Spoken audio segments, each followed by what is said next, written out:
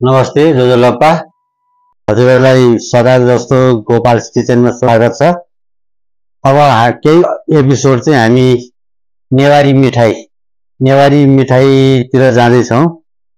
त्यसमध्येमा हामी आज अनर्सा बनाएर देखाउनेछु हजुरहरूलाई। अनर्सालाई चाहिने सामानहरू, अनर्साको लागि धेरै सामानहरू चाहिँदैन। यो चिनी, यो हाम्रो लोकल चामल भन्नाले अब गाउँतिर, अब सहरमा त त्यति नहोला।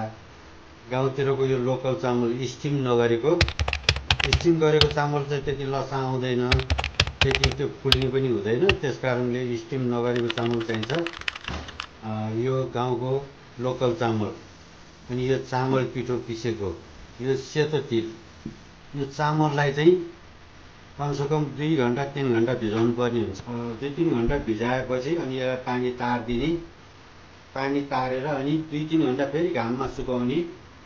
यो चामललाई पुरा नसुकाइकन आधा सुकेको आधा भिजेको जस्तो भएपछि त्यसलाई चाहिँ पिस्ने, चामल पिस्ने। अब सकभर हाम्रो घट्ट जाँतो भन्छ, जाँतोमा पिनेको राम्रो हुन्छ।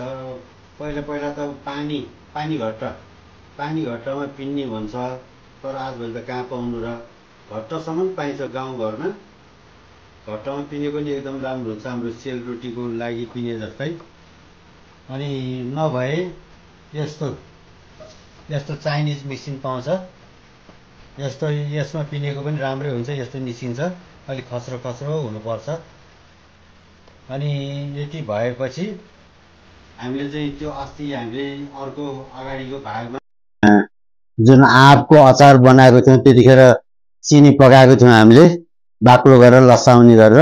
हो त्यस्तै गरी चिनी बाक्लो गरेर पकाउनु पर्ने हुन्छ। अनि त्यो बाक्लो चिनी चाहिँ हाम्रो चामल पिठो जति छ त्यसमा हालेर ठिक्क, यो चाहिँ मैले यो चिनीमा भिजाएर राखेको, यतिको भयो भने चाहिँ हुन्छ। यो धेरै गिलो पनि हुँदैन, धेरै साह्रो पनि हुँदैन। अनि यस्तो राम्रो देखिन्छ यो लोकल चामलको यो अनर्साको लागि तयार बनाइराखेको। अब यो सबै डिटेल देखाउनु त अलिक धेरै टाइम लाग्छ। त्यसरी यो मैले चाहिँ चामल पनि लोकल चामल यो भिजाएर मैले सुकाएर राखेको। अनि यो पिसेर यस्तो हुन्छ। यस्तो भएपछि अनि चिनीमा मलेपछि, उम्लेको चिनी बाक्लो गरेर पकाएपछि अनि चामल पिठो हालेर हामीले चलाएपछि, पनिउले बिस्तारै चलाएपछि यस्तो हुन्छ। अनि जब अब आज यो चामल हामीले चिनीमा घोलेर राख्यो, अनि भोलि मात्रै पकाउने। भोलि या पर्सि हामीले चिसोमा राख्न सक्यो भने महिनौँ दिनसम्म त्यो केही पनि फरक पर्दैन, बिग्रिँदैन। अब हामी चाहिँ यो तयारी यो अनर्सा चाहिँ बनाउनुतिर लागौँ। अब हामी अनर्सा पकाउनुको लागि यहाँ भाँडा बसालौँ। यहाँ अब सानो टाइपिङ भए पनि हुन्छ। यो अनर्सा पकाउनको लागि चाहिँ तेल धेरै हाई अल्को बनाउनु हुँदैन, पिठो डुब्ने मात्रै गर्नुपर्ने हुन्छ। तेल अल्को हाल्यो, घिउ अल्को हाल्यो भने चाहिँ त्यो चाउरी पर्ने, सोरिने त्यस्तो हुन्छ। तेल चाहिँ पिठो मात्रै डुब्ने गरेर राख्नुपर्ने हुन्छ। खस्रो चामल पिठो र त्यो तिल चाहिँ बराबरी जस्तो राख्ने। यो अब तिल बढी राखे पनि केही फरक पर्दैन, त्यसरी मिसाइदिने।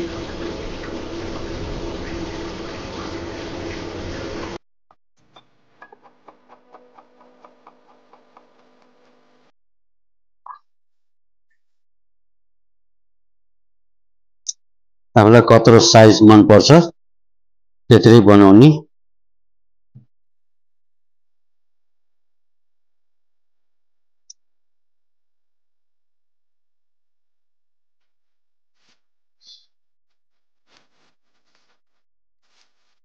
यो 10 जना नै बनाऊँ। ट्राई गरौँ है त। यहाँ तेल ताते कि तातेन, हाम्रो यो तेल ताते कि तातेन भनेर हेर्ने हो। तेल धेरै तातेको पनि ठिक हुँदैन, अलिकति तातेको पुगेको छैन। अब पारेको चाहिँ यसरी लियो, अनि यसरी बटार्ने, अनि यसो पिठोमा एकपल्ट चोपिदिने।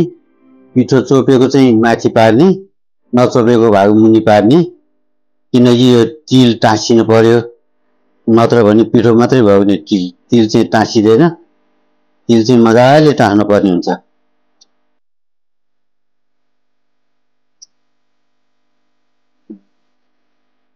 यसलाई सरक्क यसरी लिएर सरक्कै छोडिदिनुपर्छ। ढिला गरे कि त्यो च्यात्तिहाल्छ।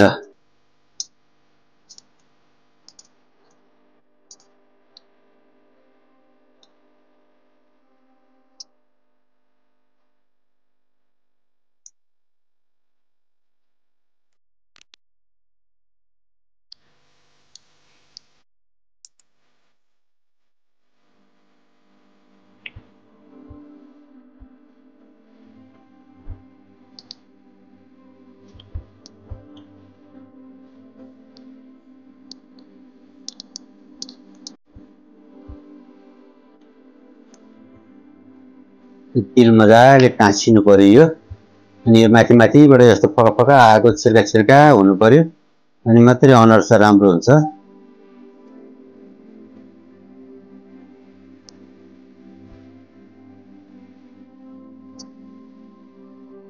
यो रातो भएपछि यसरी निकालिदिने। यसलाई फर्काइरहनु जरुरी छैन, फर्काउनु हुँदैन।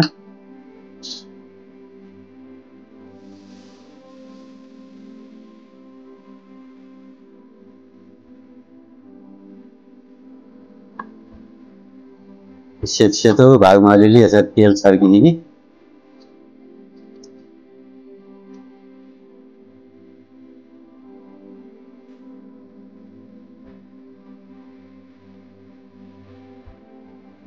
यतिको खैरो भएपछि निकालिदिइहाल्ने।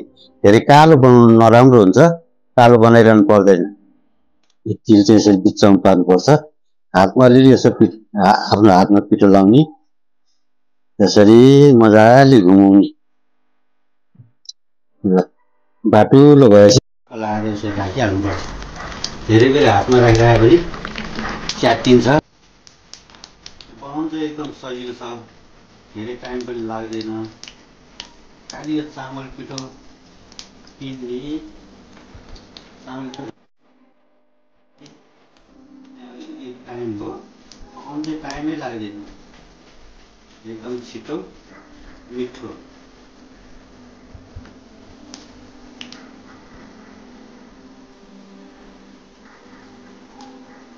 यसरी उठाएर यसो गऱ्यो भने यो मुनिको औँलाले बिचसम्म पार्नु पर्ने हुन्छ, नत्र छुट्टिन्छ।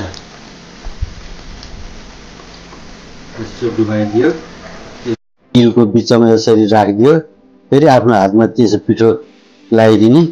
यसरी घुमाइ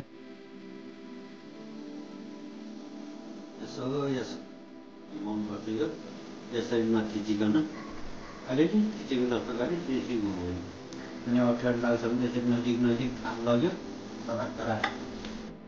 यो अनर्स चाहिँ यसरी ठाउँमा यसरी पाल परेको छिर्का आयो भने यो राम्रो मानिन्छ। यो छिर्का भएन भने चाहिँ यसलाई राम्रो मानिँदैन। भनेको मतलब यो राम्रो भयो नराम्रो भयो भन्ने हुन्छ नि त, त्यस्तै। यसरी यो बिचमा सबै फक फुल्ने, छिर्का हुने भएपछि सबै छ्यालब्याल भएन भने एकदम राम्रो। यसरी रातो भएपछि सरक निकालिदिने। र हेर्नु त कति राम्रो भएको, न एउटा पनि फुट्यो, न कुनै च्यातियो। यो पिठोहरू ठ्याक्क मिल्यो भने चाहिँ यस्तो ठ्याक्क बिग्रिँदैन, च्यात्तिँदैन। सबै छ्याल्ल त्यो छिर्का बढी त्यो च्यात्तिने हुन्छ बिग्रिएपछि। यो चाहिँ राम्रो भएको छ। यो तपाईँले फेरि फाटेको च्यातिएको भन्नु होला। यसरी ठाउँबाट यसरी पाल परेपछि तेल त्यहीँबाट आएर सबै यो बिचमा पाक्ने हुन्छ। त्यसरी त्यो ठाउँमा चाहिँ पाल चाहिँ पर्ने हुन्छ यसमा, नत्र भने बिचमा पाक्दैन। त्यसरी ठाउँमा पाल परेन भने जहाँ पाल पर्यो त्यहीँबाट तेल निस्किन्छ, तातो तेल अथवा घिउ निस्केर अनि बिचको भाग पाक्ने हो। यो चाहिँ नि यो चिनी बढी भयो भने, आगो पुगेन भने चाहिँ छ्याल्ल फाटेर जाने, त्यस्तो हुन्छ। फेरि आगो बढी भयो भने चाहिँ राख्न नपाइकन खैरो हुने त्यस्तो पनि हुन्छ। तिल फेरि त्यो चाँडै आगो बढी भयो भने यो तिल सेतो तिल सबै खैरो कालो देखिन्छ, नराम्रो हुन्छ नि। त्यो चाहिँ सबै कुरा मिलेको छ यो। अन्त यी ठाउँ ठाउँमा पाल परेको छ, त्यही पालबाट चाहिँ तेल निस्किने अनि बिचको भाग पाइने।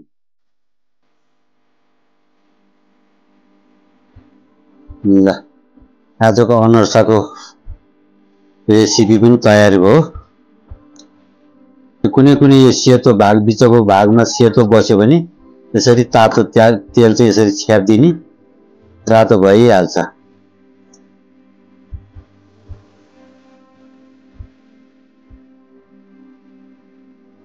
हाम्रो यो जनै पूर्णी पाउने औँसी तीज आउँदैछ अनि यो मिठाई चाहिँ अब तीजमा पनि चाहिन्छ। पाउने औँसी, आम पाउने औँसी तिहारमा चाहिँ यो अति नै यो रुचाउँछ मान्छेहरूले। मिठाई पसलमा सबभन्दा बढी बिक्री पनि यही हो, नेवारी मिठाईमा। हजुरहरूलाई यो रेसिपी चाहिँ के कस्तो लाग्यो यसो बनाएर हेर्नु होला अनि के कस्तो लाग्यो कमेन्ट गरिदिनु होला।